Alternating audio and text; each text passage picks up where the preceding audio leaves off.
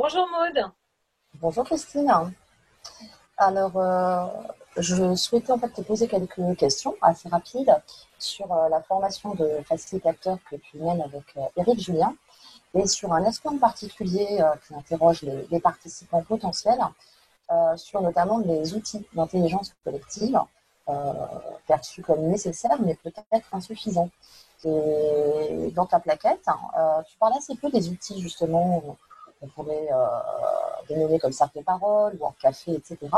Et pourtant, ces outils structurent les approches de dynamique de groupe. Et donc, pour quelle raison ce choix? Depuis ce choix. En fait, parce que c'est une évidence, c'est-à-dire qu'ils sont tous traités, enfin tous, majoritairement traités dans la formation, c'est-à-dire que dans le module 1, on passe par exemple pas mal de temps à recontextualiser le pourquoi le cercle. On fait appel au peuple premier pour redonner l'ancrage de la notion du cercle, de sa forme, de son utilité, des pratiques multiples et diverses. Idem pour le bâton de parole et on fait des distinctions entre le cadre, membrane, chaudron. Donc en fait, on y passe pas mal de temps. Si on ne s'est pas arrêté dans la plaquette sur les outils, c'est parce que c'est inclus dedans. C'est-à-dire qu'on va faire vivre des expériences de World Café, on va faire vivre d'autres expériences, d'autres outils. On les fait vivre d'abord, on les explique après, mais là où nous, on met notre accent, c'est sur la contextualisation de l'utilisation des outils. Donc, c'est pas qu'on en fait l'abstraction, ils sont intégrés dedans et on les fait vivre et on les commente, on leur met de la chair. Pourquoi est-ce qu'on fait les choses? Pareil pour la météo. On ne fait pas des météo gadgets, on va expliquer ce que ça fait quand on fait une météo gadget et que ce n'est pas du tout approprié au contexte, par exemple. Donc il y a des temps pour dire je suis en mode nuage, mais ce qui nous intéresse, nous, c'est beaucoup plus de gagner dans la profondeur et l'authenticité du partage. Donc en fait, tous les éléments qui vont composer l'intelligence collective, on va les détailler, on va leur donner de la chair, on va expliquer pourquoi on les utilise, d'où ils viennent, à quoi ça sert, quel est leur contexte, quelle est leur finalité, et dans quel cas on les utilise ou dans quel cas on ne va pas les utiliser, pour qu'on puisse avoir en fait une attitude qui ne soit pas systématique ou qui ne soit pas du copier-coller, mais qui soit vraiment en intelligence de situation. Quand on parle de pilotage organique, c'est pour être en sensibilité avec ce qui se passe au sein d'un groupe, quelle est l'atmosphère qui est là, quel est l'historique d'un groupe s'il en a un, quel est son ADN, et par conséquent, qu'est-ce qui est le plus adapté à faire, qu'est-ce qui est le plus pertinent dans une situation. Il peut conduire d'ailleurs à faire des choix de pratique tout à fait surprenants par rapport à un modèle classique d'intelligence collective si on ne prend que ce qu'on a appris de façon un peu scolaire. Donc c'est ça qu'on essaie de faire. On essaie de dire oui, on va vous partager des moyens et des outils et des méthodes en les vivant et puis après en les éclairant d'un contexte. Est-ce que je te donne un exemple peut-être pour montrer un peu Oui, je veux bien que tu donnes un exemple pour montrer en effet, parce que dans certaines situations, utiliser les outils, on va dire, intelligence collective classique, peut s'avérer, comme tu viens de le dire, un peu soit bloquant, soit contre-productif. Et du coup, je veux bien que tu donnes un exemple qui peut montrer une utilisation, on va dire, automatique ou systématique de ces outils peut créer en fait un effet pervers contraire à l'intention, on va dire, initiale. Quoi. dans le meilleur des mondes, on va utiliser effectivement plusieurs méthodes d'intelligence collective quand le contexte humain du groupe dans lequel on fonctionne est ouvert, est en disponibilité ou en non-connaissance de ces pratiques-là, mais on sent qu'il y a une appétence, une possibilité. Le terrain est propice, si je le dis comme ça. J'ai juste donné un exemple récent d'une situation où si j'avais utilisé d'entrée de jeu des méthodes d'intelligence collective, que j'ai pourtant fait un peu plus tard dans la journée, on serait allé au carton. Donc c'est le cas d'une situation. Alors faut bien comprendre, c'est une situation suite au Covid. Hein. C'était lié au Covid, donc qui a quand même exacerbé certaines choses. Donc c'est une structure médico-sociale, un comité de direction et tous les directeurs sont des directeurs d'établissement, hommes ou femmes. Et ils ont tous été pris dans les urgences sanitaires et médicales qu'on connaît, donc finalement assez seuls dans leur prise de décision. Tout le staff de direction a fait ce qu'il pouvait en recevant des injonctions complètement contradictoires de par l'ARS, de par le gouvernement, etc.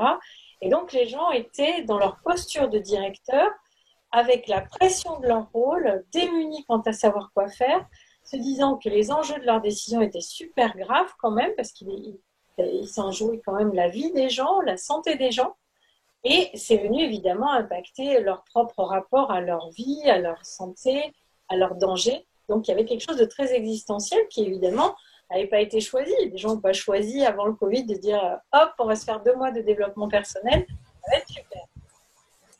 Donc on a un contexte qui est quand même avec des forts enjeux, et ce qui s'est passé, c'est que la prise de direction de la directrice générale s'est faite 1 mois avant le Covid.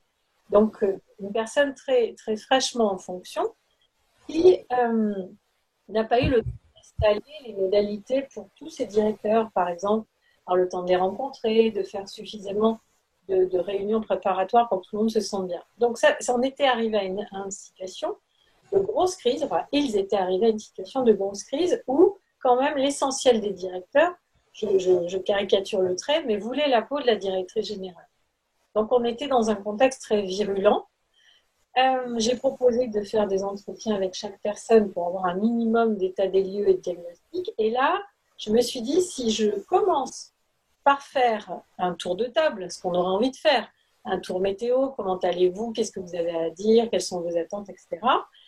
Là, je me suis dit, on va partir au tribunal et ça va être une horreur. Tout le monde va lui tomber dessus et ça va être épouvantable. Donc, j'ai fait un parti pris. J'ai dit, on ne fera pas de tour de table. Je pars du principe que j'ai une photo un peu mode kaléidoscope qui n'est pas en plus facile à recouper. C'est-à-dire que j'ai senti qu'il y avait trop de subjectivité. Il n'y avait pas quelque chose comme dans certains cas où on a 2-3 points de vue, mais ça se recoupe vraiment bien. Là, l'objectivité n'était pas toujours présente. Et donc là, je me suis dit, ça va être dangereux pour tout le monde et ça va se finir en pugilat, donc c'est pas OK. Donc j'ai choisi par rapport à ce niveau de virulence de faire quelque chose qui est de l'ordre du contenant. C'est-à-dire que face à la violence, il faut contenir d'abord. Contenir pour ramener les gens à la capacité du dialogue. Quand on est en intelligence collective, en fait, on est dans un contexte d'altérité. C'est-à-dire que les gens se reconnaissent suffisamment pour dialoguer et discuter. Dans des situations compliquées et voire de crise, les gens redescendent à un niveau plus violent et virulent. Et là, l'altérité, c'est difficile. Les gens ont juste envie d'éliminer. Donc, il faut déjà revenir à une capacité à construire de l'altérité. Et ensuite, une fois qu'on sent que le climat a pu se calmer, eh bien, on fait autre chose. Donc là, ce que j'ai utilisé, c'est la notion de cadre. D'habitude, je fais du chaudron. Là, j'ai fait du cadre parce qu'il fallait vraiment soutenir, sécuriser, rassurer. Quand les gens ont été rassurés que l'objectif a été très clair de dire en fait on va travailler tous ensemble sur une résilience collective de ce groupe et on va faire pas une table rase du passé, on va juste décider d'arrêter de nourrir le passé et de nourrir ce présent pour nourrir le futur. À partir de là, quand j'ai senti que la mayonnaise a pris et que les gens se sont vraiment tous engagés là-dedans, alors les choses se sont assouplies. Et effectivement, on a pu réouvrir sur des pratiques d'intelligence collective l'après-midi. Et là, ils ont vu comment l'énergie pouvait se renverser et comment ils avaient pu partir en voulant se régler leur compte. Et qu'en fait, là, ils se sont dit, mais non, mais cette situation, elle nous a tous touchés. Et on a quand même eu des gens qui ont pleuré vers la fin parce qu'enfin, ils avaient pu descendre vers leur niveau d'authenticité. Donc, ce qui, classiquement, serait attendu d'un tour de parole, on commence directement par ça et on attend l'authenticité. Parfois, c'est pas par là qu'il faut passer pour arriver au résultat. Donc, je résume par rapport à ta demande. La question, c'est comment on va articuler en fait les moyens et les outils et les méthodes pour obtenir un résultat où l'ensemble va se mettre à coopérer et on va avoir une intelligence collective qui émerge et une appétence, une envie d'aller plus loin dans la co-création, mais il faut savoir où est-ce qu'on met les pieds en termes de contexte et de savoir à quel niveau les gens se situent en termes d'ouverture à l'échange, à la parole, ou au contraire en termes de virulence. Et dans ce cas-là, on va plutôt mettre d'abord du cadre pour créer une membrane suffisamment sécure pour ensuite aller vers un chaudron qui permet la créativité. Est-ce que c'est assez clair ? Oui, c'est très clair. Du coup, la dernière question que ça m'évoque en rebond, c'est comment on sent ça ? Pouvoir ensuite choisir justement d'utiliser tel type d'outil à tel type de moment. Alors, c'est précisément ça qu'on essaie d'apporter avec Emilien, et que nous deux, avec des parcours différents, on a vraiment rencontré l'invisible depuis très longtemps.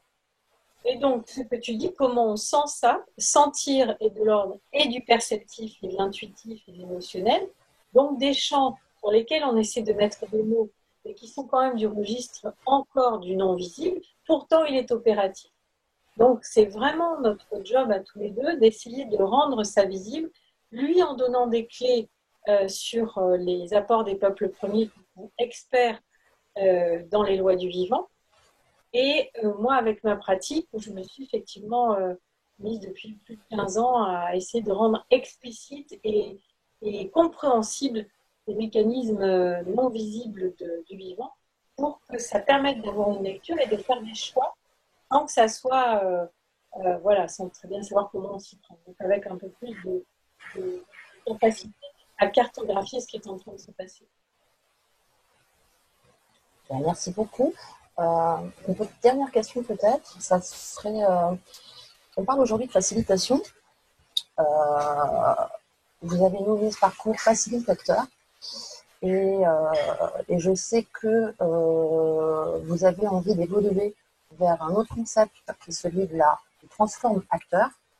Quelle différence ça recouvre pour vous?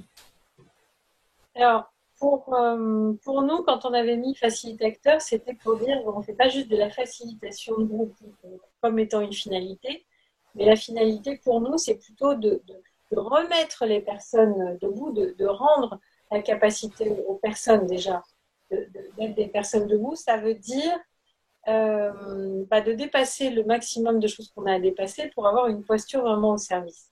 Ça, c'est un premier point. Deuxième point, et pourquoi acteur? C'est parce qu'il est question aussi d'être acteur dans le monde. C'est-à-dire que si j'agis dans un groupe, c'est pas neutre. Donc, qu'est-ce que je fais?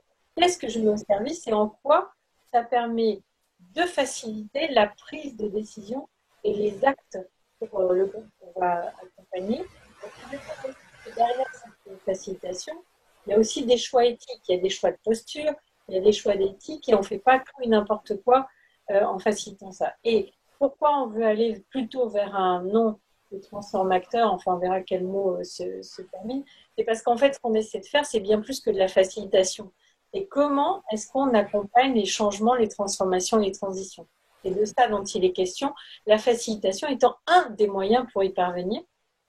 La capacité à cartographier et diagnostiquer là où on met les pieds et quel est le design approprié. Et je ne parle pas d'un design d'ingénierie où on met tel petit exercice ou tel petit exercice, c'est de façon plus globale. Qu'est-ce qui va être pertinent de faire? Et parfois, ce qui est pertinent de faire, c'est de refuser le dossier, hein, par exemple. Hein. Et parfois, c'est de faire des actes très surprenants. C'est-à-dire que je pense à Eric qui a donné certains exemples parfois, mais quand on ne lui donne pas les clés du contexte, c'est-à-dire que le patron le sollicite pour faire un événement devant plusieurs centaines de personnes, il ne sait pas complètement où il met les pieds et qu'en fait le dirigeant a viré des gens qui sont encore dans la salle et qu'il ait demandé à Eric d'intervenir en faisant intervenir d'autres gens pour quelque part faire avancer tout le monde vers leur futur, qu'est-ce qu'il fait quand il a les 5 personnes qui sont licenciées qui se lèvent dans la salle et qui l'invectivent? Donc là, il y a des fulgurances de réactions à avoir et comment faire pour que ces fulgurances, c'est-à-dire qu'est-ce qui est le plus pertinent de faire sur l'instant, comment faire pour que ça ne soit pas une réponse de nos peurs, comment faire pour que ça ne soit pas de la réaction et comment faire pour que ça ne soit pas du plaqué collé sur le peu que j'ai appris. Comment faire pour aller trouver en soi cette réaction juste et ajustée qui va dénouer la situation, même si soi-même on est fébrile et qu'on se remet après coup de la situation épineuse dans laquelle on s'est mise. Donc c'est pas une réaction forcément du reptilien, c'est quelque chose de plus abouti sur comment en une fraction de seconde je vais arriver à faire une prise de décision qui est finalement le résultat d'une expérience. Et ça, c'est pas qu'une question d'âge. Parce que sinon, ça va pas aller, quoi, si on dit bonjour, vous serez bon que quand vous aurez passé 72 ans et demi, mais pas sympa pour tous les autres. Mais comment faire le fruit de cette expérience et aussi de cette intelligence de situation. Et ça, elle est ouverte à tout le monde. Et vraiment être en capacité d'écouter le vivant et d'être pleinement présent à ce qui est. C'est cette posture-là dont on parle. Merci beaucoup pour ces éclairages voilà, sur la formation que tu animes, enfin que tu as créée et que tu animes avec Éric Julien, et qui démarre des mémoires la prochaine en septembre. C'est ça, absolument. C'est fin septembre et je mettrai une petite information avant et après. Bonne journée! Merci à toi.